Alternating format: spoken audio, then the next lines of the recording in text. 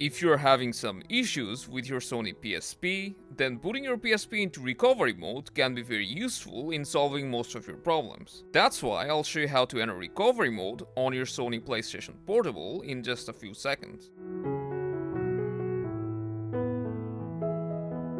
First of all, you need to shut down your PSP completely. So if it's turned on, then to fully turn it off, you need to flick the power button and hold it for about 5 seconds or until you can see the green LED turn off.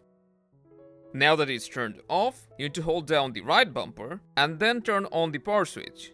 And even after flicking the power switch, you need to keep holding the bumper until you see your PSP boot into recovery mode. You should see this red and white writing, which means now we are in the recovery mode. And from the recovery menu, you can run the recovery utility, configure various advanced settings, reset your PSP, etc.